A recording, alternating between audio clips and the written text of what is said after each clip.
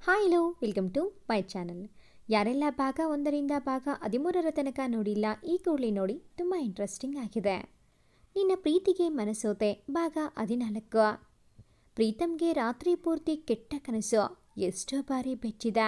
ಆ ಉಂಗುರ ತೊಟ್ಟ ಮನುಷ್ಯನನ್ನ ಎಷ್ಟು ನೆನಪಿಸಿಕೊಂಡರೂ ಅವನಿಗೆ ನೆನಪಾಗಲೇ ಇಲ್ಲ. ಮುಂಜಾನೆ ಹೊತ್ತಲ್ಲಿ ಸ್ವಲ್ಪ ನಿದ್ರೆಗೆ ಜಾರಿದ ಪ್ರೀತಮ್. ರಶ್ಮಿ ಎದ್ದು ಅವನ ತಲೆ ಸವರಿ ನೆತ್ತಿ ಚುಂಬಿಸಿ, ಪಾಪ, ತುಂಬ ನೋವು ಪಟ್ಟಿದ್ದೀರಾ ನೀವು.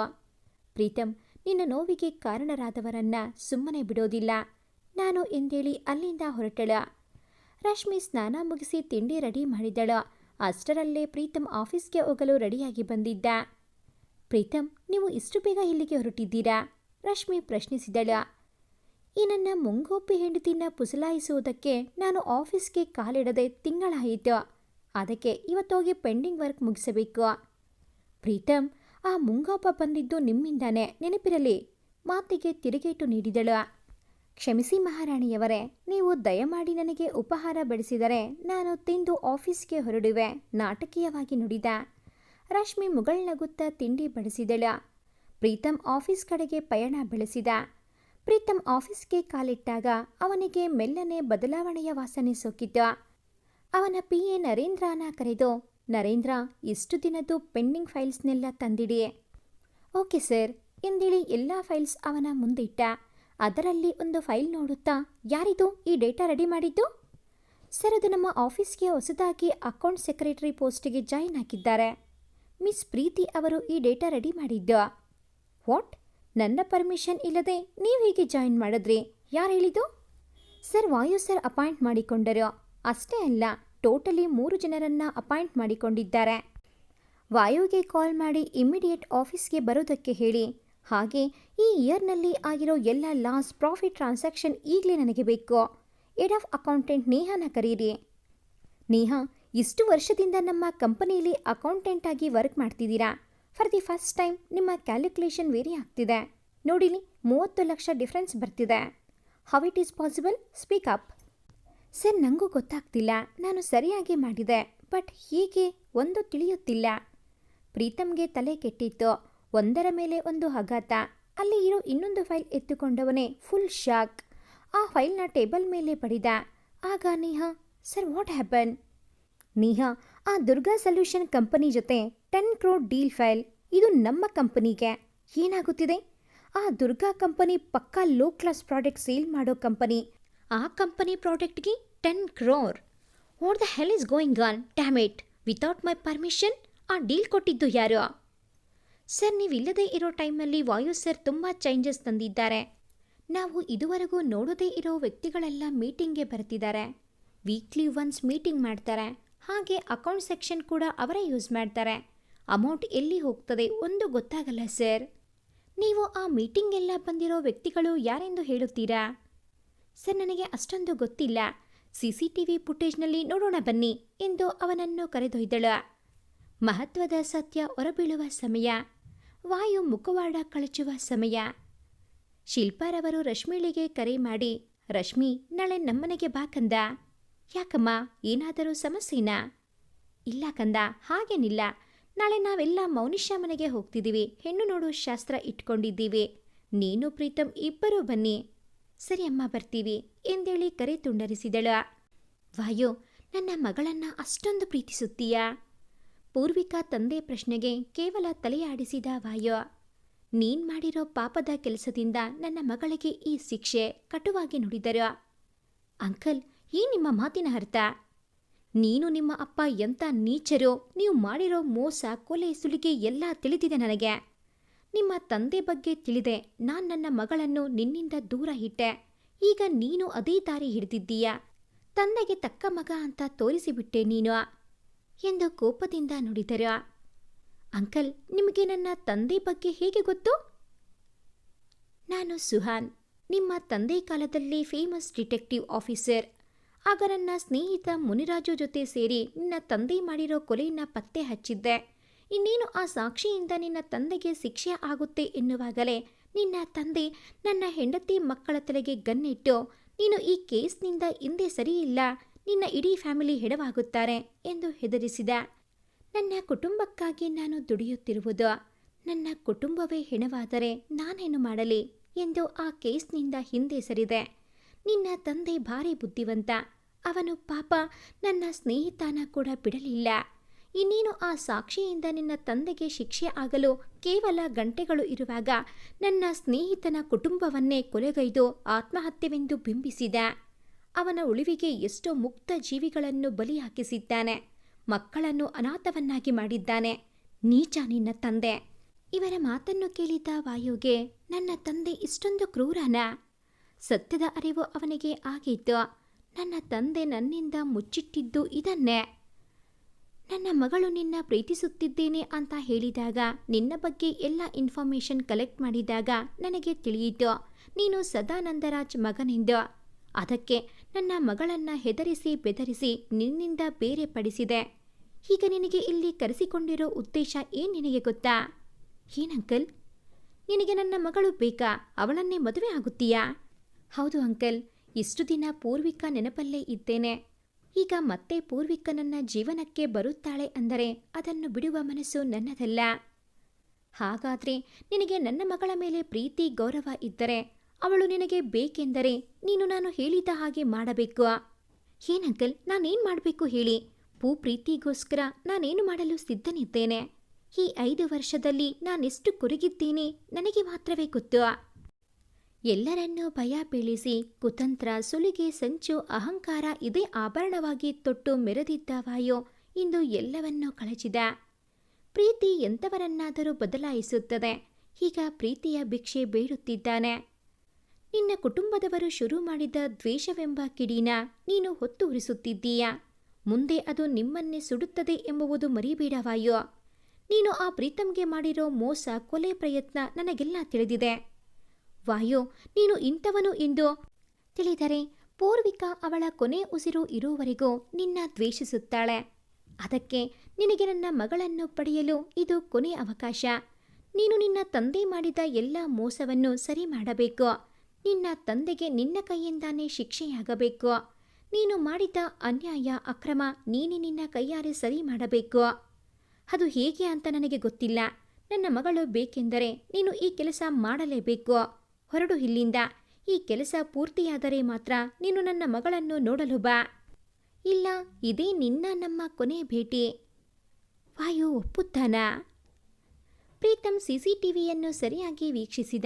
ಅಲ್ಲಿ ಮೀಟಿಂಗ್ನಲ್ಲಿ ನೆರೆದಿದ್ದ ಜನರನ್ನು ಕಂಡು ಶಾಕ್. ನೇಹಾ, ಇವರೆಲ್ಲ ಯಾಕೆ ಬಂದಿದ್ದರು? ಇವರೆಲ್ಲ ಪಕ್ಕಾ ಫ್ರಾಡ್. ನಮ್ಮ ಕಂಪನಿ ಹೆಸರಿಗೆ ಮಸಿ ಬಳಿಯಲು ಯತ್ನಿಸಿದ್ದವರು. ಹೇ ನೇಹಾ, ಹಾಗೆ ವಾಯುನ ಝೂಮ್ ಮಾಡು. ಅವನ ಕೈ ಬಳಿ ಝೂಮ್ ಮಾಡು. ಅವನ ಕೈಯಲ್ಲಿ ಇದ್ದ ಉಂಗುರ ನೋಡಿದವನೇ. ಇದೇ ಥರ ಉಂಗುರ ತಾನೇ ಮೊನ್ನೆ ವಿನಯ್ ಮನೆಯಲ್ಲಿ ಇದ್ದಿದ್ದು. ಸದಾನಂದರಾಜ್ ಕುಟುಂಬದವರ ಉಂಗುರ ಅಂದರೆ ಇವನು ಸದಾನಂದರಾಜ್ ಮಗನಾ? ಅಲ್ಲಿ ಒಂದು ಕ್ಷಣ ನಿಲ್ಲದೆ ತನ್ನ ಕ್ಯಾಬಿನ್ಗೆ ಹೋಗಿ ವಾಯು ಬಯೋಡೇಟಾ ಚೆಕ್ ಮಾಡಿದಾಗ ಅವನು ವಾಯು ಸದಾನಂದರಾಜ್ ಎಂದು ನೋಡಿದ ಕ್ಷಣವೇ ವಾಯು ಆ ಪಾಪಿ ಸದಾನಂದರಾಜ್ ಮಗನಾ? ಓ ಮೈ ಗಾಡ್, ಎಂಥ ಕೆಲಸವಾಯಿತು! ತಂದೆ ಮಗ ಪ್ಲಾನ್ ಮಾಡಿ ನನ್ನ ಕಂಪನಿನ ಮುಳುಗಿಸಲು ಹಾಕಿರೋ ಹೊಂಚು. ವಾಯು ತನ್ನ ಮನೆ ಬಳಿ ಪಯಣ ಬೆಳೆಸಿದ. ನೊಂದ ಮನಸ್ಸಿನಿಂದ ಹೆಜ್ಜೆ ನೀಡುತ್ತಾ ಸೋಫಾ ಮೇಲೆ ಕೂತ. ಮಗ, ಬೆಳಗ್ಗೆನೇ ಹೋದವನು ಈಗ ಬರುತ್ತಿದ್ದೀಯಾ? ಎಲ್ಲೋಗಿದ್ದೆ ಕಂದ? ನಿನಗೊಂದು ಮದುವೆ ಆಗಿದ್ದರೆ ನಿಂಗೂ ಮನೆ ಕಡೆ ಜವಾಬ್ದಾರಿ ಬೆಳೆಯುತ್ತಿತ್ತು. ನಿನ್ನ ತಂದೆ ದ್ವೇಷದ ಬೆನ್ನಟ್ಟಿ ಹೋಗುತ್ತಿದ್ದಾರೆ. ಇದರಲ್ಲಿ ನಿನ್ನ ಭವಿಷ್ಯ ಕೂಡ ಹಾಳು ಮಾಡುತ್ತಿದ್ದಾರೆ ಎಂದು ಜಾರುತ್ತಿದ್ದ ಕಣ್ಣೀರು ಒರೆಸಿಕೊಂಡೇ ವೇದಾರವರು, ತಡಿ ಮಗ, ನಿನಗೆ ಊಟ ಹಾಕ್ಕೊಂಡು ಬರುತ್ತೇನೆ ಎಂದೇಳಿ ಹೋದರು. ವಾಯು ಸೀದಾ ತನ್ನ ತಂದೆಯ ಕೋಣೆಗೆ ಹೊಕ್ಕ. ಅವನನ್ನು ನೋಡಿದ ಸದಾನಂದರಾಜ್ ತಾವು ಸೇದುತ್ತಿದ್ದ ಸಿಗರೆಟ್ ಎಸೆದು, ವಾಯು, ನೀನು ಅರ್ಜೆಂಟಾಗಿ ಎಲ್ಲಿಗೆ ಹೋಗಿದ್ದೆ? ಎಲ್ಲ ಸರಿಯಾಗಿದೆ ತಾನೇ? ನಾವು ಅಂದುಕೊಂಡ ಹಾಗೆ ನಡೀತಿದೆ ಅಲ್ವಾ? ಅಪ್ಪ, ಇನ್ಮೇಲೆ ನೀವು ಹೇಳಿದ್ದ ಕೆಲಸ ಮಾಡಲು ನನ್ನಿಂದಾಗುವುದಿಲ್ಲ. ಈ ದ್ವೇಷವನ್ನೆಲ್ಲ ಬಿಟ್ಟು ಬಿಡಿ. ಸದಾನಂದರಾಜ್ ನಗುತ್ತಾ, ತಮಾಷೆಗೆ ಒಂದು ಮಿತಿ ಇದೆ ಕಣ. ಅಪ್ಪ, ನಾನು ತಮಾಷೆ ಮಾಡುತ್ತಿಲ್ಲ. ನನಗೀಗ ಸತ್ಯದ ಅರಿವಾಗಿದೆ, ದೃಢವಾಗಿ ಹೇಳಿದ. ಏನ್ ಸತ್ಯದ ಅರಿವಾಗಿದೆಯೋ ನಿನಗೆ? ಸತ್ಯ ಏನ್ ಸತ್ಯ? ಒಂದೇ ಸಮನೆ ಚೀರಿದರ. ಅಪ್ಪ, ನೀವು ಈ ಸ್ಥಾನ ಪಡೆಯೋದಕ್ಕೆ ಎಷ್ಟು ನೆತ್ತರ ಹರಿಸಿದ್ದೀರಾ ಅನ್ನೋದು ನನಗೆ ಗೊತ್ತು. ಇಷ್ಟು ದಿನ ಅಪ್ಪ ಅಪ್ಪ ಎಂದು ಕಾಲಡಿಗೆ ಬಿದ್ದು ನಾನು ಹೇಳಿರೋ ಕೆಲಸವನ್ನ ಚಾಚೂ ತಪ್ಪದೆ ಮಾಡುತ್ತಿರುವನು ನೀನು ಈಗ ನನಗೇ ಪ್ರಶ್ನಿಸುತ್ತಿದ್ದೀಯಾ? ಇಷ್ಟು ದಿನ ನಿಮ್ಮನ್ನು ಏನು ಪ್ರಶ್ನಿಸದೇ ಇದ್ದದ್ದು ನಾನು ಮಾಡಿದ ದೊಡ್ಡ ತಪ್ಪು ಅಪ್ಪ. ಈ ದ್ವೇಷ ಬಿಟ್ಟು ಬಿಡಿ. ಏನಂದೆ ಹೇಳಿ? ಥೂ, ನಿನ್ನನ್ನ ಮಗನಾಗಲು ಲಾಯಕ್ಕಿಲ್ಲ ಕಣ. ಈ ಹುಲಿ ಸದಾನಂದರಾಜ್ಗೆ ಹೇಳಿ ಮಗನ. ಛೇ ಅಪ್ಪ, ನೀವೇನೇ ಅಂದರೂ ನಾನು ಇನ್ಮುಂದೆ ಯಾರಿಗೂ ನೋವು ಅನ್ಯಾಯ ಮಾಡಲ್ಲ. ನಿಮಗೂ ಕೂಡ ಮಾಡೋದಕ್ಕೆ ಬಿಡಲ್ಲ. ನಿಮ್ಮ ಎಲ್ಲ ಕೆಟ್ಟ ಕೃತ್ಯ, ನೀವು ಮಾಡಿರೋ ಕೊಲೆ ಮೋಸಕ್ಕೆ ಸರಿಯಾದ ಶಿಕ್ಷೆ ಆಗಬೇಕು ಅಪ್ಪ. ಏನಂದೆ? ನೀ ನನಗೆ ಶಿಕ್ಷೆ ಕೊಡುತ್ತೀಯಾ ಎಂದು ಅವನ ಕೆನ್ನೆಗೆ ರಪ್ಪನೆ ಬಾರಿಸಿದರು. ನನಗೆ ಶಿಕ್ಷೆ ಕೊಡೋನು ಇನ್ನೂ ಭೂಮಿ ಮೇಲೆ ಹುಟ್ಟಿಲ್ಲ ಕಣ. ನೀನ್ಯಾರೋ ನನಗೆ ಶಿಕ್ಷೆ ಕೊಡೋದಕ್ಕೆ? ನಿನಗೇನು ಗೊತ್ತು ನನ್ನ ನೋವು? ನಾನು ಆ ಕೊಲೆ ಮಾಡೋದಕ್ಕೆ ಕಾರಣ ಏನು ನಿನಗೆ ಗೊತ್ತಾ? ಕೋಪದಿಂದ ಕುದಿಯುತ್ತಿದ್ದ ಸದಾನಂದರಾಜ್. ಒಂದು ದಿನ ಅಪ್ಪ ವಿಷ ಕುಡಿದ ಸುದ್ದಿ ಬಂತು ನಮ್ಮ ಹೊಲದ ಬಳಿ. ನಾನು ಆಗ 6ನೇ ತರಗತಿ ಓದುತ್ತಿದ್ದೆ. ಅಮ್ಮನಿಗೆ ಹೊಲದಲ್ಲಿ ಕೆಲಸ ಮಾಡುವರೊಬ್ಬರು ಸುದ್ದಿ ಮುಟ್ಟಿಸಿದ್ದರು.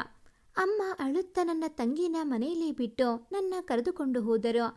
ಅಪ್ಪನನ್ನು ಆಸ್ಪತ್ರೆಗೆ ಸೇರಿಸೋ ಅಷ್ಟರಲ್ಲಿ ಅವರ ಪ್ರಾಣ ಹಾರಿ ಹೋಗಿತ್ತು. ನನಗೆ ಅಪ್ಪ ಅಂದರೆ ಜೀವ. ನನ್ನ ಮಾವ ಹೇಳಿದ್ದರು ಅಪ್ಪನ ಸಾವಿಗೆ ಆ ನಾರಾಯಣ ಕಾರಣ ಅಂತ. ಅಪ್ಪನ ಊರಗಂಡು ಹುಡುಗರ ಜೊತೆ ಸೇರಿ ಪಕ್ಕದೂರಿನ ಸಾಹುಕಾರ ಮನೆಯಲ್ಲಿ ಕಳ್ಳತನ ಮಾಡಿದ್ದರು. ಅದೇ ಹಣದಿಂದ ಅಪ್ಪ ಕಾರೊಂದನ್ನು ತೆಗೆದುಕೊಂಡ. ಆ ಕಳ್ಳತನದ ಜಾಡನ್ನು ಅವರ ತಮ್ಮ ಸಬ್ ಇನ್ಸ್ಪೆಕ್ಟರ್ ನಾರಾಯಣ ಕಂಡು ಹಿಡಿದೇ ಬಿಟ್ಟ. ಅಣ್ಣನೆಂಬ ಕರುಣೆ ಇಲ್ಲದೆ ಬೀದಿಯಲ್ಲಿ ಎಳೆದುಕೊಂಡು ಹೋದ. ಅರೆಸ್ಟ್ ಮಾಡಿ ಜೈಲಿಗೆ ಹಟ್ಟಿದ್ದ. ಹೇಗೋ ಮಾವ ಬೇಲ್ ಕೊಟ್ಟು ಬಿಡಿಸಿಕೊಂಡು ಬಂದ. ಆ ಅವಮಾನದಿಂದ ನೊಂದಿದ್ದ ಅಪ್ಪ ವಿಷ ಕುಡಿದರು. ನಾವೆಲ್ಲ ಅನಾಥರಾದೆವು. ತಾತ ಅಜ್ಜಿ ಮನೆಗೆ ಕರೆದರು. ಚಿಕ್ಕಪ್ಪ ನನ್ನ ತಲೆ ಸವರಿ ನನ್ನಿಂದಾನೇ ಅಣ್ಣ ಆತ್ಮಹತ್ಯೆ ಮಾಡಿಕೊಂಡ, ಅದಕ್ಕೆ ನಾನೇ ನಿಮ್ಮನ್ನು ನೋಡಿಕೊಳ್ಳುತ್ತೇನೆ ಎಂದು ನನ್ನ ಅಮ್ಮ ತಂಗಿನ ಮನೆಗೆ ಕರೆದುಕೊಂಡು ಹೋದರು. ಆಗ ಚಿಕ್ಕಪ್ಪ ಒಳ್ಳೆಯವರು ಅನಿಸಿದರು. ಅವರು ನನ್ನ ತಂದೆಯ ಸಾವಿಗೆ ಕಾರಣ ಎಂಬ ದ್ವೇಷ ಮನದಲ್ಲಿ ಹೆಚ್ಚುತ್ತಿತ್ತು. ಒಂದು ದಿನ ಮಾವ, ಏನು ಸದಾ, ನಿಮ್ಮ ಚಿಕ್ಕಪ್ಪ ನಿಮ್ಮನ್ನು ಕರುಣೆಯಿಂದ ಮನೆಯಲ್ಲಿ ಇರಿಸಿಕೊಳ್ಳಲಿಲ್ಲ ಕಣೋ. ನಿನ್ನ ತಾಯಿನ ಆಳಾಗಿ ದುಡಿಸಿಕೊಳ್ಳಲು. ಇನ್ನೊಂದು ವಿಷಯ, ನಿನ್ನ ತಂದೆ ಪಾಲಿನ ಆಸ್ತಿ ಕೂಡ ಅವರ ಹೆಸರಲ್ಲೇ ಇದೆ ಕಣೋ. ನೀನು ಮೆತ್ತಗಾದರೆ ನಿನ್ನ ತಂದೆ ಹಾಗೆ ನಿನ್ನನ್ನು ನುಂಗಿಬಿಡುತ್ತಾನೆ ನಿನ್ನ ಚಿಕ್ಕಪ್ಪ. ದಿನೇ ದಿನೇ ನನ್ನ ದ್ವೇಷದ ಕಿಚ್ಚು ಹೊತ್ತಿ ಉರಿಯುತ್ತಾನೆ ಇತ್ತು. ನಾನು ಆಳಾಗಲು ಎಂದು ಸಿದ್ಧನಲ್ಲ. ಅಪ್ಪ ಕಳ್ಳತನ ಮಾಡೋದಕ್ಕೆ ಕಾರಣ ಯಾರೋ? ಆ ಚಿಕ್ಕಪ್ಪ. ಅಪ್ಪ ನನಗೆ ಮಾತೊಂದು ಹೇಳಿದ್ದರು, ನೀನು ಯಾರ ಹಂಗಲ್ಲೂ ಬದುಕಬೇಡ, ನಿನ್ನ ದಾರಿಗೆ ಅಡ್ಡ ಬಂದವರನ್ನ ಬಿಡಬೇಡವೆಂದು. ಅಮ್ಮನ ಬಳಿ ಜಗಳವಾಡಿ ಇನ್ಮುಂದೆ ನಾನು ಈ ಮನೆಯಲ್ಲಿ ಇರಲ್ಲವೆಂದು ಮನೆ ಬಿಟ್ಟು ಬಂದೆ. ಅಮ್ಮ ತಂಗಿ ನನ್ನ ಹಿಂದೆ ಬಂದರು. ಅಮ್ಮ ಹೇಗೋ ಕೂಲಿ ಕೆಲಸ ಮಾಡಿ ನಮ್ಮನ್ನು ಸಾಕುತ್ತಿದ್ದರು. ನಾನು ಕೂಡ ಸಣ್ಣ ಪುಟ್ಟ ಕೆಲಸ ಮಾಡುತ್ತಿದ್ದೆ. ನನ್ನ ತಂಗಿಗೆ ದೇವರಾಜ್ ಅಣ್ಣ ಅಂದರೆ ಇಷ್ಟ. ಪ್ರತಿನಿತ್ಯ ದೇವರಾಜ್ ಬಂದು ಲಕ್ಷ್ಮಿನ ಮಾತನಾಡಿಸಿಕೊಂಡು ಅವಳ ಇಷ್ಟದ ಚಾಕ್ಲೇಟ್, ಐಸ್ ಕ್ರೀಮ್ ಎಲ್ಲ ಕೊಡಿಸಿ ಹೋಗುತ್ತಿದ್ದ. ನನ್ನ ತಂಗಿನ ನನ್ನಿಂದ ದೂರ ಮಾಡಿದ. ಅವಳು ಯಾವಾಗಲೂ ಅಣ್ಣ ಅಣ್ಣ ಎಂದು ಅವನ ಹಿಂದೆನೇ ತಿರುಗುತ್ತಿದ್ದಳು. ಡಿಗ್ರಿಗೆ ಸೇರಿದೆ. ದೇವರಾಜ್ ಕೂಡ ನನ್ನದೇ ವಯಸ್ಸು. ಇಬ್ಬರು ಡಿಗ್ರಿ ಸೇರಿದೆವು. ಕಾಲೇಜಿನಲ್ಲಿ ಚೈತ್ರ ಎಂಬ ಹುಡುಗಿ ತುಂಬಾನೇ ಇಷ್ಟ ಆದಳು.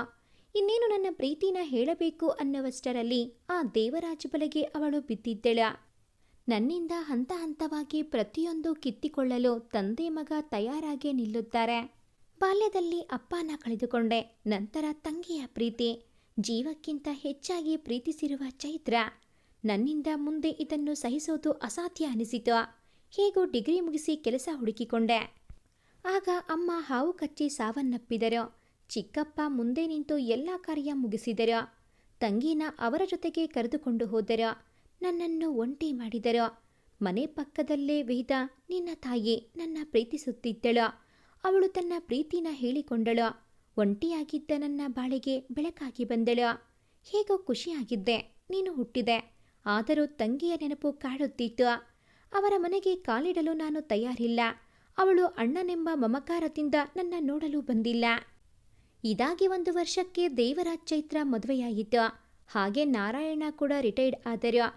ಅವರ ಜೊತೆ ತಂಗಿ ಲಕ್ಷ್ಮಿ ಮದುವೆ ಕೂಡ ಬೆಂಗಳೂರು ಇಂಜಿನಿಯರ್ ಜೊತೆ ಚಿಕ್ಕಪ್ಪ ಮಾಡಿದರು. ಎಲ್ಲ ಚೆನ್ನಾಗಿತ್ತು. ದೇವರಾಜ್ ಪ್ರೀತಮ್ ಹುಟ್ಟಿದ ಮೇಲೆ ಅವನ ಹೆಸರಿನಲ್ಲಿ ಸಣ್ಣ ಕಂಪನಿ ಶುರು ಮಾಡಿದ. ಆಗ ನಾನು ಕೂಡ ಸಣ್ಣ ಕಂಪನಿ ಶುರು ಮಾಡಿದ್ದೆ. ಅವನ ಕಂಪನಿ ಪ್ರಾಡಕ್ಟ್ಗೆ ದಿನೇ ದಿನೇ ಬೇಡಿಕೆ ಹೆಚ್ಚಾಗುತ್ತಲೇ ಇತ್ತು. ನನ್ನ ಕಂಪನಿನ ಕಾಲಲ್ಲಿ ಉಸಿದು ಹಾಕಿ ಅವನ ಕಂಪನಿ ನಡೆಸುತ್ತಿದ್ದ. ಆ ಸಮಯಕ್ಕೆ ನನ್ನ ತಂಗಿ ಲಕ್ಷ್ಮೀ ಸಾವಿನ ವಿಚಾರ ಕೇಳಿ ಬಂತು. ವರದಕ್ಷಿಣೆ ಕೊಡಲಿಲ್ಲವೆಂದು ಅವಳನ್ನು ಸುಟ್ಟು ಹಾಕಿದರು. ಅವಳಿಗೆ ಒಂದು ಹೆಣ್ಣು ಮಗುವಾಗಿತ್ತು. ಅವಳೇ ಪೂಜಿತಾ, ನನ್ನ ಜೀವ, ನಿನ್ನ ತಂಗಿ. ಅಪ್ಪ, ಪೂಜಿತಾ ನಿಮ್ಮ ಮಗಳಲ್ವಾ? ಲಕ್ಷ್ಮಿ ಅತ್ತೆ ಮಗಳ? ಹೌದು, ಪೂಜಿತಾ ನನ್ನ ಮಗಳಲ್ಲ. ಲಕ್ಷ್ಮಿ ಸತ್ತ ನಂತರ ನಾನವಳನ್ನು ನನ್ನ ಬಳಿ ಕರೆದುಕೊಂಡು ಬಂದೆ. ನನ್ನ ತಂಗಿ ಸತ್ತಿದ್ದು ನನ್ನಿಂದ ಅರಗಿಸಿಕೊಳ್ಳಲು ಸಾಧ್ಯವಾಗಲಿಲ್ಲ. ಅವಳನ್ನು ಪ್ರಾಣಕ್ಕಿಂತ ಹೆಚ್ಚಾಗಿ ಪ್ರೀತಿಸುತ್ತಿದ್ದೆ. ಅವಳ ಸತ್ತ ದಿನ ಚಿಕ್ಕಪ್ಪನ ಕುತ್ತಿಗೆ ಪಟ್ಟಿ ಹಿಡಿದು ರೋಷದಿಂದ ನೋವಿನಿಂದ ಕೇಳಿದೆ, ನನ್ನ ಜೀವನದಿಂದ ಎಲ್ಲವನ್ನೂ ದೂರ ಮಾಡಿದ ಪಾಪಿ ನೀವು. ನನ್ನ ತಂಗಿನ ಕೊಂದು ಬಿಟ್ರಿ ನೀವುಗಳು. ನಿಮ್ಮನ್ನು ಸುಮ್ಮನೆ ಬಿಡೋದಿಲ್ಲ ನಾನು. ನಿಮ್ಮ ಕುಟುಂಬದ ಪ್ರತಿಯೊಬ್ಬರ ಸಾವು ನನ್ನ ಕೈಯಲ್ಲೇ. ಅವತ್ತೇ ಡಿಸೈಡ್ ಮಾಡಿದೆ ಎಲ್ಲರನ್ನೂ ನಾಶ ಮಾಡಬೇಕೆಂದು. ನಾರಾಯಣ ಚಿಕ್ಕಪ್ಪನ ಸಾಯಿಸೋಕೆ 2 ಬಾರಿ ಪ್ರಯತ್ನ ಪಟ್ಟೆ. ಆದರೆ ಅವರು ಬದುಕುಳಿದರು. ಹಾಗೆ ಅವರ ಕಂಪನಿಯಲ್ಲಿ ಒಬ್ಬನನ್ನ ಇಟ್ಟು ಆ ಕಂಪನಿಯಲ್ಲಿ ಬರುತ್ತಿದ್ದ ಲಾಭದ ದುಡ್ಡನ್ನು ದೋಚಿದೆ. ದೇವರಾಜನ ಸಾಯಿಸಿ ಆ ಕಂಪನಿನ ಪೂರ್ತಿ ನನ್ನ ಹೆಸರಿನಲ್ಲಿ ಮಾಡುವ ಸಲುವಾಗಿ ಸರಿಯಾಗಿ ಹೊಂಚು ಹಾಕಿ ದೇವರಾಜ್ ಕುಟುಂಬ ಹೋಗೋ ಕಾರಿನ ಬ್ರೇಕ್ ಫೇಲ್ ಮಾಡಿಸಿದೆ. ಡ್ರೈವರ್ಗೆ ಹಣದ ರುಚಿ ತೋರಿಸಿ ನನ್ನ ಹೆಣಿಕೆಯಂತೆ ಆ ದೇವರಾಜ್ ಅವನ ಹೆಂಡತಿ ಮಣ್ಣು ಪಾಲಾದರು. ಆದರೆ ಅವರ ಮಗ ಪ್ರೀತಮ್ ಬದುಕುಳಿದು ಬಿಟ್ಟ. ಈ ಕೇಸ್ ಆಕಸ್ಮಿಕವೆಂದು ಮುಚ್ಚಿ ಹಾಕಿದರು. ಆದರೆ ಆ ದೇವರಾಜ್ ಸ್ನೇಹಿತ ಹರೀಶ್ ಅಣ್ಣ ಮುನಿರಾಜು ಇದು ಆಕಸ್ಮಿಕವಲ್ಲ, ಕೊಲೆ ಎಂದು ಸಾಬೀತು ಮಾಡಲು ನಿಂತಿದ್ದ. ದಿನೇ ದಿನೇ ಅವನಿಗೆ ಸುಳಿವು ಸಿಗುತ್ತಾ ಹೋಯಿತು. ಅದಕ್ಕೆ ನನಗೆ ಸಹಾಯ ಮಾಡಿದ ಡ್ರೈವರ್ನೇ ಸಾಯಿಸಿದೆ. ಹಾಗೆ ಅವನಿಗೆ ಸಹಾಯ ಮಾಡುತ್ತಿದ್ದ ಡಿಟೆಕ್ಟಿವ್ ಸುಹಾಸ್ನ ಕುಟುಂಬವನ್ನ ಮುಂದಿಟ್ಟುಕೊಂಡು ಅವನನ್ನು ಹೆದರಿಸಿ ಬೆದರಿಸಿ ಆ ಕೇಸ್ನ ಹಿಂದೆ ಸರಿಸಿದೆ. ಈ ಮುನಿರಾಜು ಪಟ್ಟು ಬಿಡದವನಂತೆ ನಾನು ಎಷ್ಟೇ ಬೆದರಿಕೆ ಹೊಡ್ಡರೂ ಕೇಸ್ನಿಂದ ಹಿಂದೆ ಸರಿಯಲೇ ಇಲ್ಲ. ನನ್ನ ವಿರುದ್ಧ ಎಲ್ಲ ಸಾಕ್ಷಿ ಸಂಗ್ರಹಿಸಿದ್ದ. ಅದಕ್ಕೆ ನಾನು ತೀರ್ಮಾನಿಸಿದೆ ಅವನಿಗೆ ನಾನು ಸಾವನ್ನು ಉಡುಗೊರೆಯಾಗಿ ನೀಡಬೇಕೆಂದು. ಮಾರನೇ ದಿನ ಮುನಿರಾಜು ನನ್ನ ವಿರುದ್ಧ ಸಾಕ್ಷಿಯನ್ನ ಕೋರ್ಟ್ಗೆ ಸಬ್ಮಿಟ್ ಮಾಡಲು ತಯಾರಿ ನಡೆಸುತ್ತಿದ್ದ. ಹಿಂದಿನ ದಿನ ರಾತ್ರಿ ಒಬ್ಬನೇ ಅವನ ಮನೆಗೆ ಹೋದೆ. ಮಳೆ ತುಂಬ ಬರುತ್ತಿತ್ತು. ಆ ದಿನದ ಸನ್ನಿವೇಶ. ರೀ ರೂಮಿನಲ್ಲಿ ಏನೋ ಕೆಲಸ ಮಾಡುತ್ತಿದ್ದ ಮುನಿರಾಜುನ ಕರೆತಳು ಅವನ ಮಡದಿ ಪುಷ್ಪ. ಏನಾಯ್ತು ಪುಷ್ಪ, ಯಾಕಿಷ್ಟು ಗಾಬರಿಯಾಗಿದ್ಯಾ? ರೀ, ಅವನು ಸದಾನಂದರಾಜ್ ಬಂದಿದ್ದಾನೆ. ಮನೆ ಬಾಗಿಲು ಬಡಿಯುತ್ತಿದ್ದಾನೆ, ಹುಗಳು ನುಂಗುತ್ತಾ ಹೇಳಿದಳ. ಅವನು ಏನೋ ಉದ್ದೇಶ ಇಟ್ಟಿಕೊಂಡೇ ಬಂದಿರೋದು. ಮೊದಲು ಈ ಸಾಕ್ಷಿನ ಈ ನೆಲಮಾಳಿಗೆಯಲ್ಲಿ ಬಚ್ಚಿಡೋಣ ಎಂದು ಸಾಕ್ಷಿನ ಬಚ್ಚಿಟ್ಟರ. ಮುನಿರಾಜು ಬಾಗಿಲು ತೆಗೆದು, ಏನ್ ಬಂದಿದ್ದು ನೀನು? ಅಯ್ಯೋ ಮುನಿರಾಜು, ಮನೆಗೆ ಬಂದವರನ್ನ ಹೊರಗಡೆ ನಿಲ್ಲಿಸಿ ಮಾತಾಡ್ತಿದ್ದೀಯಾ ಎಂದು ತಾನೇ ಒಳನುಗ್ಗಿದ್ದ ಸದಾನಂದರಾಜ್. ಅಲ್ಲಿರೋ ಸೋಫಾ ಮೇಲೆ ಕಾಲ ಮೇಲೆ ಕಾಲು ಹಾಕಿಕೊಂಡು ಕೂತ. ಅವನು ಸಿಗರೇಟ್ ಹಚ್ಚಿ ಸೇದುತ್ತಿದ್ದ. ಗಂಡ ಹೆಂಡತಿ ಭಯದಿಂದ ಒಬ್ಬರ ಮುಖ ಒಬ್ಬರು ನೋಡಿಕೊಂಡರ. ಅಕ್ಕ, ಸ್ವಲ್ಪ ನೀರು ತರುತ್ತೀರಾ? ಸರಿ ಎಂದೇಳಿ ಪುಷ್ಪ ಹೋದಳು. ಸದಾನಂದರಾಜ್ ಮುನಿರಾಜು ಬಳಿ ಬಂದು ಕಣ್ಣಲ್ಲಿ ಕಣ್ಣಿಟ್ಟು, ಸುಮ್ಮನೆ ನೀನು ಆ ಸಾಕ್ಷಿನ ನನಗೆ ಒಪ್ಪಿಸು. ಇಲ್ಲ, ನಿನ್ನ ಹೆಂಡತಿ ಮಗು ಪ್ರಾಣನ ನಾನು ದೇವರಿಗೆ ಒಪ್ಪಿಸಬೇಕಾಗುತ್ತೆ. ಅವನ ಮಾತಿಗೆ ಒಮ್ಮೆ ಬೆಚ್ಚಿದ್ದ ಮುನಿರಾಜ. ನೀನು ಏನೇ ಹೇಳಿದರೋ ಆ ಸಾಕ್ಷಿನ ನಾನು ನಿನಗೆ ಕೊಡಲ್ಲ. ನಿನ್ನ ಎಲ್ಲ ಮೋಸಕ್ಕೂ ಇಂದೇ ಕೊನೆ. ನಾಳೆ ನಿನಗೆ ಜೈಲೇ ನಿನ್ನ ಮನೆಯಾಗುತ್ತೆ, ನೋಡ್ತಾ ಇರುವ. ಸದಾನಂದರಾಜ್ ನಗುತ್ತಾ, ನಿಮಗೆ ನೇರವಾದ ದಾರಿಯಲ್ಲಿ ಹೇಳಿದರೆ ಅರ್ಥನೇ ಆಗಲ್ಲ. ನನ್ನ ದಾರಿಲೇ ಹೋಗಬೇಕು ಎಂದು ಸಣ್ಣದಾಗಿ ನಡೆಯುತ್ತಾ ಅಲ್ಲೇ ತೊಟ್ಟಿಲಲ್ಲಿ ಮಲಗಿಸಿದ ಮಗುನ ಎತ್ತಿಕೊಂಡು ಅದರ ಕುತ್ತಿಗೆಗೆ ಚಾಕು ತೋರಿಸಿ, ನೀನು ನಾನು ಹೇಳಿದ ಹಾಗೆ ಕೇಳಿದರೆ ನಿನ್ನ ಮಗು ಉಳಿಯುತ್ತೆ. ಹೇ ಸದಾ, ಪ್ಲೀಸ್ ನನ್ನ ಮಗುನ ಏನು ಮಾಡಬೇಡ. ನೀನು ಹೇಳಿದ ಹಾಗೆ ಕೇಳ್ತೀನಿ. ರೀ, ನನ್ನ ಮಗು ನನಗೆ ಬೇಕು. ಸಿಂಪಲ್, ನೀನಿಷ್ಟೇ ಮಾಡಬೇಕು. ನೀವಿಬ್ಬರೂ ನೇಣು ಹಾಕ್ಕೋಬೇಕು. ನಾನು ಸಾಕ್ಷಿ ತೆಗೆದುಕೊಂಡು ನಿಮ್ಮನ್ನ ಬಿಟ್ಟರೆ ಮುಂದೆ ನೀನು ನನಗೆ ತೊಂದರೆ ಮಾಡಲ್ಲ ಅಂತ ಏನು ಗ್ಯಾರಂಟಿ? ಅದಕ್ಕೆ ನೀವಿಬ್ಬರೂ ಸತ್ತೋಗ್ಬಿಡ್ರಿ. ನಿಮ್ಮ ಮಗು ಪ್ರಾಣ ಉಳಿಯುತ್ತೆ, ಇಲ್ಲ ಮಗು ಪ್ರಾಣ ಹೋಗುತ್ತೆ ಎಂದೇಳಿ ಆ ಚಾಕುವಿನಿಂದ ಆ ಮಗು ಕೈ ಮೇಲೆ ಸಣ್ಣ ಗಾಯ ಮಾಡಿದ. ಮಗು ಅಳುತ್ತಿತ್ತು. ಸದಾ, ನೀನು ಹೇಳಿದ ಹಾಗೆ ಕೇಳ್ತೀನಿ. ನನ್ನ ಮಗು ವಿನಯ್ನ ಬಿಟ್ಟು ಬಿಡು. ಹಾಗಾದ್ರೆ ತಗೋಬರ್ರಿ ಹಗ್ಗನ. ಮುನಿರಾಜು ಹೆಂಡತಿ ಮುಖ ನೋಡಿ, ಪುಷ್ಪ, ಇದು ನಮಗೆ ಅನಿವಾರ್ಯ ಕಣೆ. ನಮ್ಮ ಮಗುಗೋಸ್ಕರ ನಮ್ಮ ಪ್ರಾಣ ಕೊಡಲೇಬೇಕು. ಅಳುತ್ತಾ ಇಬ್ಬರು ನೇಣು ಬಿಗಿದುಕೊಂಡರು. ಈಗ ಈ ಸದಾನಂದರಾಜ್ಗೆ ಸಮಾಧಾನವಾಯಿತು ಎಂದೇಳಿ ಮನೆ ತುಂಬ ಸಾಕ್ಷಿ ಹುಡುಕಿದೆ. ಅವನಿಗೆ ಎಲ್ಲೂ ದೊರಕಲೇ ಇಲ್ಲ. ಛೆ, ಎಲ್ಲಿಟ್ಟಿದ್ದಾನೆ ಅವನು? ಸಾಕ್ಷಿನ ಹುಡುಕುವಾಗ ಯಾರೋ ಬಂದ ಸದ್ದಾಗಿ ಮಗುವನ್ನು ಒಂಟಿ ಮಾಡಿ ಹೊರಟು ಹೋದ. ಆ ಮಗು ಹಂಬೆ ಹರಿಯುತ್ತಾ ಅಮ್ಮ ಅಪ್ಪ ಎಂದು ಅಳುತ್ತಿತ್ತು. ಸದಾನಂದರಾಜ್ ಇಲ್ಲಿ ಎಡವಿದ್ದ. ಅತಿ ಬುದ್ಧಿವಂತಿಕೆ, ಅತಿ ಕ್ರೂರತನದಿಂದ ಅವನಿಗೆ ಸಾಕ್ಷಿ ದೊರಕಲೇ ಇಲ್ಲ. ಅದು ಮುಂದೆ ಅವನ ಕೆಟ್ಟ ದಿನಗಳಿಗೆ ಸಾಕ್ಷಿಯಾಗಲಿತ್ತು. ನಾನು ಶಿಕ್ಷೆಯಿಂದ ಬಚಾವಾದೆ. ನಂತರ ನನ್ನ ಟಾರ್ಗೆಟ್ ಪ್ರೀತಮ್. ಪೂಜಿತಾಳ ಸಾವಿಗೆ ಪ್ರೀತಮ್ ಕಾರಣ ಎಂದು ತಿಳಿದ ಮೇಲೆ ನನ್ನ ದ್ವೇಷ ದುಪ್ಪಟ್ಟಾಯಿತು. ಪೂಜಿತಾ, ಅಪ್ಪ ನಾನವನನ್ನು ಪ್ರೀತಿಸುತ್ತಿದ್ದೇನೆ ಎಂದಾಗ ಒಪ್ಪಿಗೆ ಕೊಟ್ಟೆ. ಯಾಕೆ ಗೊತ್ತಾ? ಆಸ್ತಿಗಾಗಿ. ಆದರೆ ಅವನು ನನ್ನ ಮಗಳಾಗಿರೋ ಪೂಜಿತಾಳನ್ನೇ ನಿರ್ಲಕ್ಷಿಸಿಬಿಟ್ಟ. ಆ ನೋವು ಇನ್ನೂ ನನ್ನನ್ನು ಸುಡುತ್ತಿದೆ. ಮುಂದೆ ಏನಾಗಿದೆ ಎಂದು ಎಲ್ಲ ನಿನಗೆ ಗೊತ್ತು. ನಾನವರ ವಂಶದವರನ್ನ ನಾಶ ಮಾಡದೆ ಬಿಡೋದಿಲ್ಲ. ಇದರಲ್ಲಿ ನನ್ನ ಪ್ರಾಣ ಹೋದರೂ ಪರವಾಗಿಲ್ಲ. ನೀನು ಆದರೆ ನನಗೆ ಬೆನ್ನೆಲುಬಾಗಿ ನಿಲ್ಲು. ನನ್ನ ದಾರಿಗೆ ಅಡ್ಡ ಬಂದರೆ ಮಗ ಅನ್ನೋದನ್ನು ನೋಡದೆ ನಿನ್ನ ಸಾಯಿಸುತ್ತೇನೆ ಅಷ್ಟೇ. ಈ ಸದಾನಂದರಾಜ್ ನಿಜ ಮುಖ ನಿನಗೆ ಪರಿಚಯ ಮಾಡಿಸಲು ಅವಕಾಶ ನೀಡದಿರು ನೀನು. Get lost from yeah, get out ಎಂದನು. ವಾಯು ಯಾರ ಪರ ನಿಲ್ಲುತ್ತಾನೆ? ಅಪ್ಪನ ಪರವ ಇಲ್ಲ ಪ್ರೀತಮ್ನ ಪರವ? ಇಲ್ಲಿ ಯಾರದ್ದು ತಪ್ಪು? ಸದಾನಂದರಾಜ್ಗೆ ಶಿಕ್ಷೆ ಆಗುತ್ತಾ? ಪ್ರೀತಮ್ ಯಾವ ಶಿಕ್ಷೆ ಕೊಡುತ್ತಾನೆ? ಕಾಯ್ದು ನಿರೀಕ್ಷಿಸಿ. ಭಾಗ 15 ಮುಂದುವರಿಯುತ್ತದೆ. ಭಾಗ 15ರ ನೋಟಿಫಿಕೇಷನ್ಸ್ ನಿಮಗೆ ಬರಬೇಕು ಅಂತ ಅಂದರೆ ಈ ಕೂಡಲೇ ಈ ಚಾನಲ್ಗೆ ಸಬ್ಸ್ಕ್ರೈಬ್ ಆಗಿ. ಹಾಗೆಯೇ ಈ ಒಂದು ಕತೆ ನಿಮಗೆ ಇಷ್ಟ ಆಗಿದ್ದಲ್ಲಿ ಪ್ಲೀಸ್ ಲೈಕ್ ಮಾಡಿ, ಶೇರ್ ಮಾಡಿ, ಹಾಗೆಯೇ ಕಾಮೆಂಟ್ ಮಾಡೋದನ್ನು ಮರಿಬೇಡಿ. Thanks for watching this video.